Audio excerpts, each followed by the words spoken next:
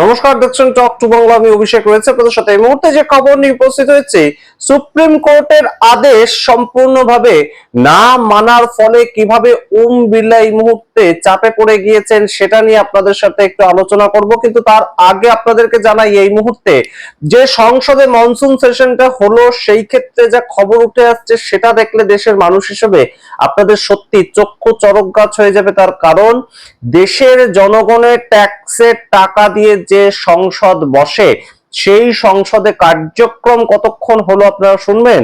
18 দিনের সংসদে 18 দিন একদম ওয়ার্কিং ডেজ ছিল, 20 জুলাই থেকে 13 আগস্ট পর্যন্ত। তার মধ্যে শনি রবি বাদ দিলে 18 দিনের একদম কার্যক্রম দিবস। তার মধ্যে মাত্র 15 ঘন্টা সংসদ চলেছে, 15 ঘন্টা লোকসভা চলেছে, এবং সেই ক্ষেত্রে একদম 14 মিনিটের মধ্যে দুটো বিল পাস করানো হয়েছে, এবং এই দুটো বিলেই একমাত্র তর্ক হয়েছে। বাদ বাকি যে বিলগুলো পাস হয়েছে সেই বিলগুলোতে কোনো তর্ক হয়নি। আপনারা বোঝার চেষ্টা করুন এই মুহূর্তে ভারতবর্ষের সংসদ কিভাবে চলছে, এবং সেইটাকে সম্পূর্ণভাবে যে মনিটর করার দায়িত্বটা সেটা ওম বিড়লার হাতে রয়েছে। তিনি কিভাবে সম্পূর্ণ কাজটা করছেন সেটা আপনারা বিচার করবেন। কিন্তু গুরুত্বপূর্ণ যে জায়গাটা, সুপ্রিম কোর্টের আদেশ কোন জায়গাটায় মানেননি ওম বিড়লা, কিংবা সুপ্রিম কোর্টের কোন জায়গাটায় ধাক্কা খাচ্ছেন সেটা আপনাদের একটু বলি।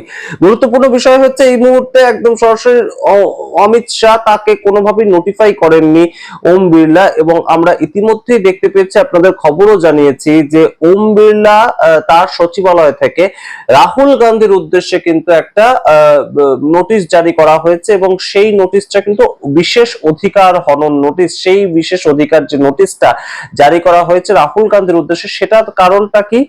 ওম বিড়লা তাদের বক্তব্য হচ্ছে যে রাহুল গান্ধী তিনি সংসদে বক্তব্য রাখার সময় কিছু বক্তব্য এমন ভাবে রাখেন অমিত শাহ দেশের স্বরাষ্ট্রমন্ত্রীর উদ্দেশ্যে, এটা সঠিক ছিল না, এবং যেটার মাধ্যমে সরাসরি তিনি অপমান করেছেন, অপমান সূচক কিছু কথা বলেছেন। কিন্তু গুরুত্বপূর্ণ বিষয়টা কি ছিল, রাহুল গান্ধী তার বক্তব্যে রাখার সময় বলেছিলেন যে এই যে প্যালেট গান চালানোর যে ডাইরেকশনটা, সেটা একমাত্র দেশের প্রাইম মিনিস্টার কিংবা দেশের হোম মিনিস্টার, এরা দুজনের মধ্যে একজনই দিতে পারেন। আমরা সরকার চালিয়েছি, আমরা এটা জানি।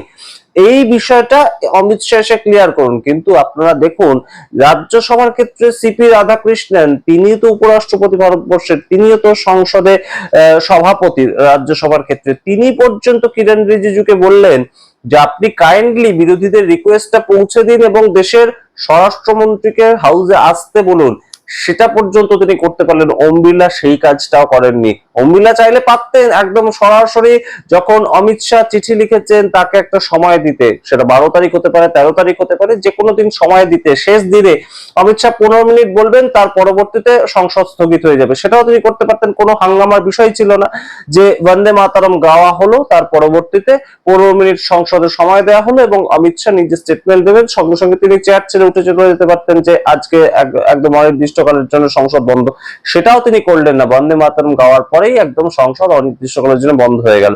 তো এই যে বিষয়গুলো নিয়ে চর্চা চলছে, যে অবশ্যই ওম বিড়লা কি পক্ষপাতদুষ্ট আচরণ করছেন, এই প্রশ্ন এই মুহূর্তে উঠবেই। তার কারণ আমরা ইতিমধ্যেই দেখতে পেয়েছি যে রাহুল গান্ধী প্রশ্ন করার জন্য তাকে নোটিশ সার্ভ করা হলো, কিন্তু ওম বিড়লা তো এটাও পারতেন যে একটা নোটিশ সরাসরি অমিত শাহকে সার্ভ করতে, যে আপনার বক্তব্যের জন্য সংসদের যে কার্যক্রম সেটা বন্ধ হয়ে থাকছে, আপনি বক্তব্য রাখবেন, এটাই একমাত্র বিরোধীদের দাবি, তো আপনি এসে বক্তব্যটা রাখুন। তা না হলে আমরা অন্যান্য বিলগুলো পাস করাতে পারছি না বা অন্যান্য কাজকর্মগুলো করতে পারছি না। এটা তো কখনোই কাঙ্ক্ষিত নয় যে 18 দিনের মধ্যে মাত্র 15 ঘন্টা সংসদ চলবে, কারণ সেটা আমার আপনার ট্যাক্সের টাকা দিয়ে চলছে ভারতবর্ষের সংসদ।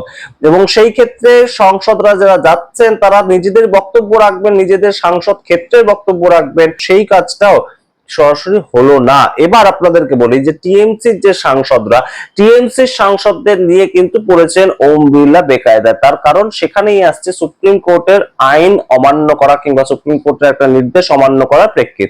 কারণ সুপ্রিম কোর্ট বলে দিয়েছে অলরেডি যে 3 মাসের মধ্যে সিদ্ধান্ত নিতে হবে যে যারা এই দল থেকে অন্য দলে চলে যাচ্ছেন তাদের পরবর্তীতে সদস্য পদ থাকবে কি থাকবে না, সেটা স্পিকারকে সিদ্ধান্ত নিতে হবে। তার জন্য সময় 90 দিন। কিন্তু 90 দিন হলেও সেই সময়টা যে আস্তে আস্তে বাড়তে থাকছে, এবং এখনো পর্যন্ত ওম বিড়লা কোনো ধরনের কোনো সিদ্ধান্ত জানাতে পারেননি এই 20 জন সাংসদকে নিয়ে, সেই জায়গাটাতেই কিন্তু সমস্যা তৈরি হয়েছে। কেন সমস্যা তৈরি হয়েছে?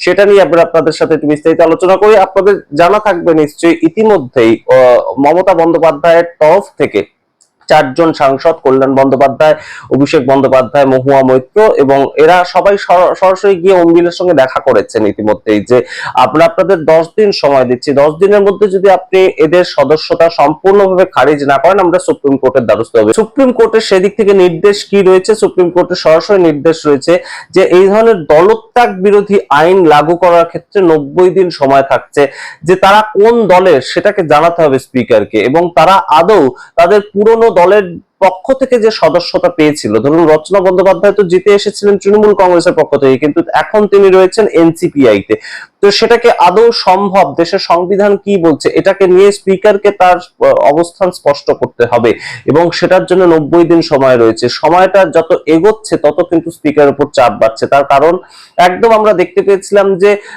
জুন মাসের শুরুতেই কিন্তু তারা দলত্যাগ করেছিল, এবং জুন কেটে গিয়েছে, জুলাই কেটে গিয়েছে, আগস্টের শেষ সপ্তাহ চলতে একদম শুরু হবে। তো সেই সময় দাঁড়িয়ে কিন্তু একদম সরাসরি এই আগস্ট মাসটা কেটে গেলেই সেপ্টেম্বরের 1 তারিখ থেকে কিন্তু স্পিকারের উপর চাপ বাড়তে থাকবে, এবং সুপ্রিম কোর্ট কিন্তু সরাসরি এইখান থেকেই বিষয়টাকে হ্যান্ড ওভার করে নিতে পারে, যে সুপ্রিম কোর্টের বক্তব্য তো ছিল 90 দিনের মধ্যে আপনাকে বক্তব্য রাখতে হবে, তাহলে সেই ক্ষেত্রে আপনি কেন এখনো পর্যন্ত জানাননি যে এরা পরবর্তীতে তাদের সদস্যতা নিয়ে থাকতে পারবেন কি পারবেন না? এই বিষয়টা গুরুত্বপূর্ণ হচ্ছে, এবং সেখান থেকেই দলত্যাগ বিরোধী আইন লাগু করা হবে কি হবে না, এদের সদস্যতা যাবে কি যাবে না, তাই জন্য 10 দিন কিন্তু সময় দিয়েছে তৃণমূল কংগ্রেস। আপাতত তৃণমূল কংগ্রেসের 20 জন ছেড়ে যাওয়া সাংসদকে নিয়ে কিন্তু বেশ খানিকটা বেকায়দায় পড়েছেন ওম বিড়লা, এবং ওম বিড়লা এই মুহূর্তে চর্চার কেন্দ্রবিন্দুতে উঠে আসছেন। তার কারণ তাকে চিঠি দিয়েছিলেন অমিত শাহ। অমিত শাহ অন্তত নিজের দিক থেকে এটা বলতে পারেন যে আমি তো 12 তারিখ চিঠি দিয়েছিলাম স্পিকারকে যে আমি বক্তব্য রাখতে চাই, তাহলে স্পিকার কেন পরবর্তীতে আমাকে সময় দিলেন না? স্পিকার কেন একদম সংসদ শেষ করে দিয়ে চলে গেলেন? এই বিষয়গুলো নিয়ে যখন চর্চা চলছে ঠিক তখনই একদম সরাসরি আপনারা দেখুন, বোঝার চেষ্টা করুন যে সুপ্রিম কোর্টে যদি বিষয়টা যায় তাহলে কিন্তু সুপ্রিম কোর্টেও সরাসরি ওম বিড়লার যে অবস্থান সেটাকে নিয়ে প্রশ্ন উঠবে, এবং সেখানেই কিন্তু বড়সড় একটা প্রশ্ন চিহ্ন তার মুখে দাঁড়াতে হবে ওম বিড়লাকে। সুতরাং সম্পূর্ণ বিষয়টা এই মুহূর্তে অত্যন্ত গুরুত্বপূর্ণ, জটিল হয়ে রয়েছে। শিবসেনা অলরেডি সুপ্রিম কোর্টে গিয়েছে, তাদের যে 6 জন সাংসদ ছেড়ে চলে গিয়েছে তাদের জন্য, তাদের বিরুদ্ধে তাদের যাতে সদস্যতা না থাকে সেটাকে নিয়ে একদম আপিল করতে। অন্যদিকে তৃণমূল কংগ্রেস আর 10 দিন সময় দিয়েছে, যে আগস্ট মাসটা কাটবে, 3 মাস সম্পূর্ণ হবে তারা দল ছেড়ে চলে যাওয়ার পরবর্তী, তার মধ্যেও যদি স্পিকার ওম বিড়লা কোনো না কোনো সিদ্ধান্ত না জানান তাহলে আমরাও সুপ্রিম কোর্টে একদম রওনা দেব, এবং সেটা যদি হয় তাহলে অবশ্যই ওম বিড়লা চাপে পড়বেন, এটা ওম বিড়লা নিজেও জানেন। সম্পূর্ণ বিষয়টা রাখলাম আপনাদের সামনে। এবার কি সরাসরি একদম সুপ্রিম কোর্টের রায় আসার পরে এদের সদস্যতা চলে যাবে, নাকি তার আগে অন্য ধরনের কোন সমীকরণ আবারও আমরা দেখতে পাবো পশ্চিমবঙ্গের রাজ্য রাজনীতিকে কেন্দ্র করে দিল্লির দরবারে? সেটাও কিন্তু এই মুহূর্তে গুরুত্বপূর্ণভাবে ঘোরাফেরা করছে। আপনাদের ইতিমধ্যেই জানিয়েছি প্রায় 10 জন মতন সাংসদ কিন্তু আবারও তৃণমূলে ফিরে আসতে পারে, তেমন একটা কথাবার্তা চলছে।